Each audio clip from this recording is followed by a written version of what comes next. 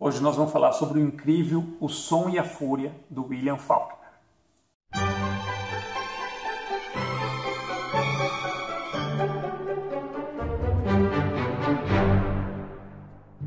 Oi pessoal, tudo bem? Eu sou o Humberto, esse aqui é o canal Literário Primeira Prateleira. E esse é mais um livro terminado, que era da minha meta de 12 livros para 2017. Esse foi o 11º que eu li, agora só está faltando o Vermelho e o Negro, que eu vou ler agora durante dezembro. E esse aqui é O Som e a Fúria, do William Faulkner.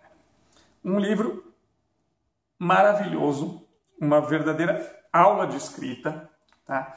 Para você ter uma ideia, esse livro eu li as primeiras 80 e poucas páginas dele, que é o primeiro capítulo.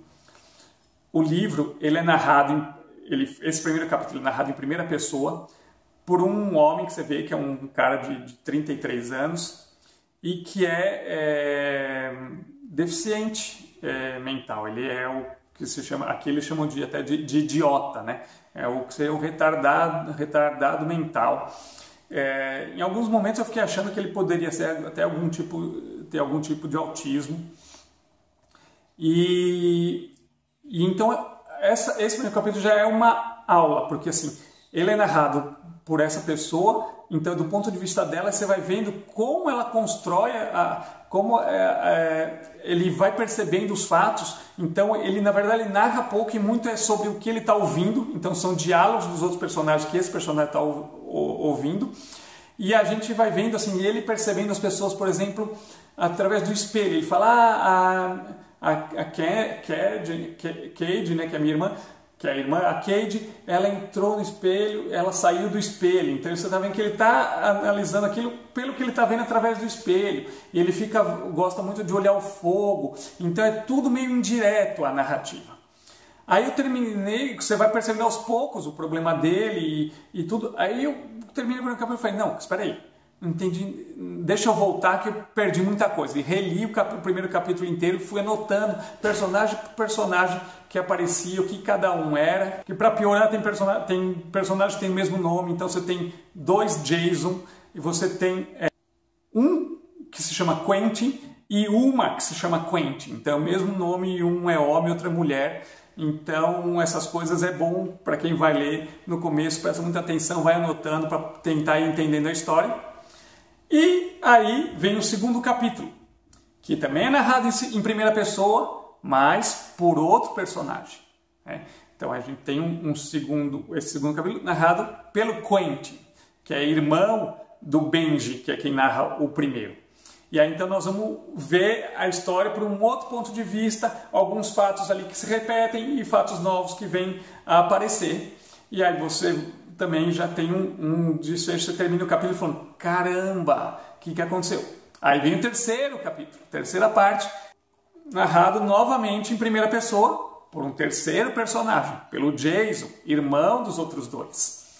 Então a gente vai ver, e cada um tem a sua própria voz, seu próprio jeito de falar, sua própria maneira de ser, sua personalidade, que fica muito claro na narrativa de cada um.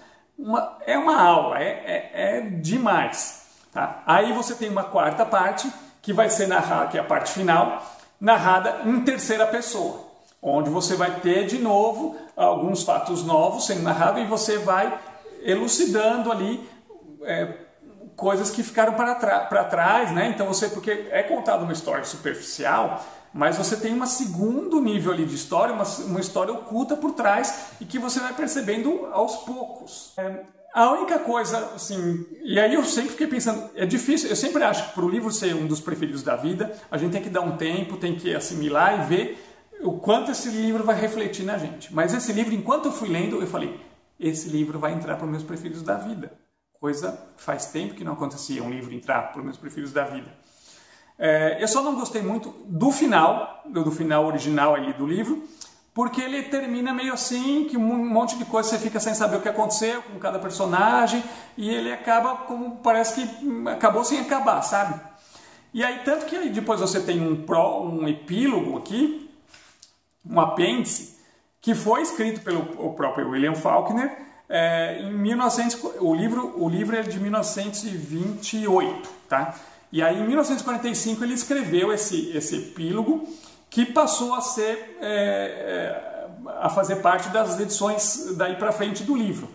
E é um epílogo importante, porque ele vai, então, dar um panorama geral da família Compson, que é a família desses personagens, desde os primeiros Compsons até chegar nesses do livro, e aí ele vai contar pra gente o fim de cada um deles, o desenlace da história de cada um deles, coisa que não tinha acontecido antes. Então ele mata aí as nossas curiosidades de contar o que aconteceu com cada personagem depois, né, desse final do livro.